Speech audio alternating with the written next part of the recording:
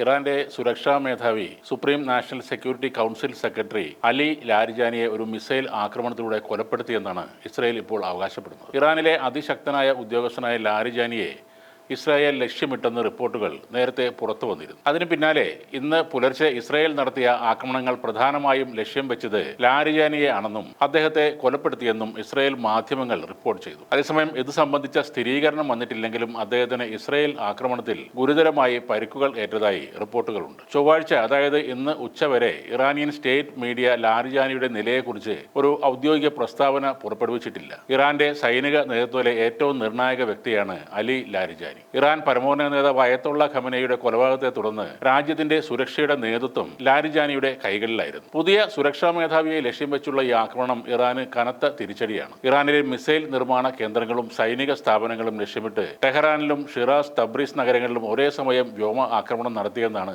Israel സൈന്യം അവകാശപ്പെടുന്നത്. ഇപ്പോൾ ഇസ്രായേൽ പറയുന്നത് കഴിഞ്ഞ ദിവസം രാത്രി നടന്ന ആക്രമണത്തിൽ അലി ലാരിജാനി കൊല്ലപ്പെട്ടെന്നാണ്. Basij force commander Gholam Reza സുലൈമാനിയും ആ ആക്രമണത്തിൽ കൊല്ലപ്പെട്ടെന്ന് ഇസ്രായേൽ അവകാശപ്പെടുന്നു. അമേരിക്ക ഇസ്രായേൽ ആക്രമണത്തിൽ കൊല്ലപ്പെട്ട ഇറാൻ പരമോന്നത നേതാവ് അയത്തുള്ള അലി ഖംനായുടെ വിശ്വസ്തനും ഇറാൻ പ്രതിരോധ സംവിധാനങ്ങളുടെ ബുദ്ധി കേന്ദ്രവുമാണ് അലി ലാരിജാനി. അമേരിക്കയുടെ ആക്രമണങ്ങളിൽ ഇറാന്റെ പരമോന്നത നേതാവും മറ്റ് മുതിർന്ന ഉദ്യോഗസ്ഥരും കൊല്ലപ്പെട്ടിട്ടും രാജ്യത്തെ ശക്തമായി മുന്നോട്ട് നയിക്കുന്നതിൽ അലി ലാരിജാനി വലിയ പങ്കാണ് വഹിച്ചിരുന്നത്. യുദ്ധം രൂക്ഷമായിരിക്കെ ഇസ്രായേൽ അമേരിക്ക സഖ്യത്തിനെതിരെ ഇറാനിൽ നിന്നും ഉയരുന്ന ഏറ്റവും ശക്തമായ ശബ്ദമാണ് അലി ലാരിജാനിയുടേത്. സുപ്രീം നാഷണൽ സെക്യൂരിറ്റി കൗൺസിലിന്റെ സെക്രട്ടറി എന്ന നിലയിൽ ഇറാനിലെ പ്രതിരോധ സുരക്ഷാ നയങ്ങളുടെ ഒരു ശില്പിയാണ് അദ്ദേഹം. അമേരിക്കൻ പ്രസിഡന്റ് ഡൊണാൾഡ് ട്രംപ് ചർച്ചകൾക്ക് വാതിലുകൾ തുറന്നപ്പോൾ ഞങ്ങൾ അമേരിക്കക്കാരുമായി ചർച്ച ചെയ്യില്ല എന്ന് പ്രഖ്യാപിച്ച ലാരിജാനി ഇപ്പോൾ ഇറാനിയൻ പ്രതിരോധത്തിന്റെ പ്രതീകമായി മാറിയിരിക്കുന്ന ഒരു വ്യക്തി കൂടിയാണ്. 1958 ഇറാഖിലെ നജഫിലാണ് അലി ലാരിജാനി ജനിക്കുന്നത്.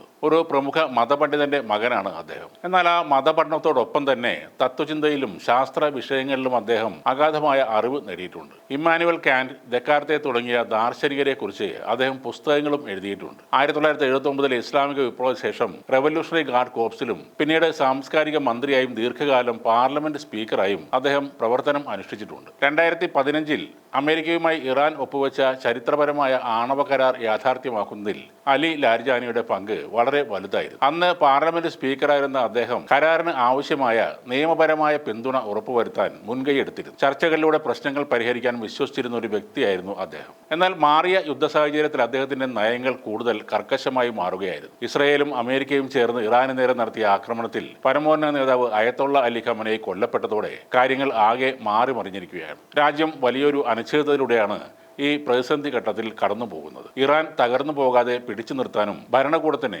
ദിശാബോധം നൽകാനും ലാരിജാനി വഹിക്കുന്ന പങ്ക് വളരെ വലുതായിരുന്നു എന്ന് തന്നെ പറയേണ്ടി വരും.